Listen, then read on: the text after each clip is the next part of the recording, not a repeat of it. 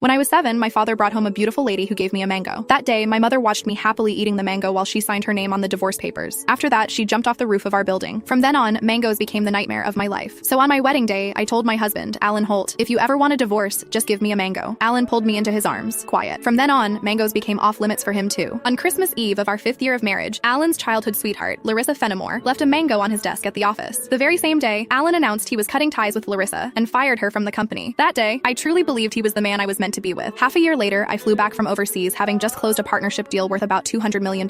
At the celebration dinner, Alan handed me a drink. After I had finished half the glass, his so-called childhood sweetheart, the woman who had been kicked out of the company, stood behind me with a big grin and asked, "Does the mango juice taste good?" I stared at Alan in disbelief, and he was trying hard not to laugh. "Don't be mad. Larissa insisted I played a little joke on you. I didn't actually give you a mango. I just gave you a bottle of mango juice." But I think she's right. The fact that you don't eat mangoes is a real problem. You were really enjoying that juice just now. My face went cold. I lifted my hand and threw the rest of the mango juice in his face, then turned around and walked away. Some things are never a joke. I wouldn't kid around with mangoes or divorce. Ms. Mendez, your stomach condition flared up again because of stress and emotional triggers. If there's something you really don't like to eat, you mustn't force it down again. The next time might not just be a stomach ache. We might have to remove part of your stomach. Stay in the hospital for observation for 1 day and contact your family as soon as you can. When I heard the doctor say that, I went completely quiet. For the sake of a new project, I had been overseas for 39 straight days, working day and night, and I finally made it back in one piece. I never expected that at the celebration dinner, 1 glass of mango juice from Alan Holt would land me right in a hospital bed. Out of habit, I tapped open my pinned chat, typed 2 words, and then realized something felt off. Looking closely, I confirmed that it was Alan Holt. He had just changed his profile picture. Now it was a green mango. While I was staring blankly at the chat window, Alan's call came through. He sounded cold. "I'm already home. Where are you?" I said nothing. Any other time, I would soften my voice and act like a spoiled little girl with him. But tonight, I honestly didn't know what to say. Alan sounded annoyed. "Myra, how long are you planning to keep this up? I'm at the hospital." Alan went quiet. He had never shown much interest in my health. He would never have guessed that 1 glass of mango juice from him would send me straight to the emergency room. "Stay put at the hospital. I'm coming over right now." I didn't want to deal with him, but my body was so weak that I didn't feel like moving at all. Time dragged by. The doctor came in to check on me 3 different times, and Alan still didn't show up. Right before I went to sleep, I glanced at my phone one last time and saw Larissa Fenimore's new post on her social feed. "Every time I get hurt, my knight in shining armor shows up. I'm so lucky." The picture under it was a shot of Alan putting a bandage on her. Larissa's profile picture was a yellow mango. It was pretty, but it made me sick. Alan and I had known each other for 10 years, and he had always known exactly where my bottom line was. After so many years in business, he also knew perfectly well how to keep a proper distance from other women. But now, he kept crossing that line again and again. In that case, our marriage and the newest project I had negotiated no longer needed to exist. I had closed a $200 million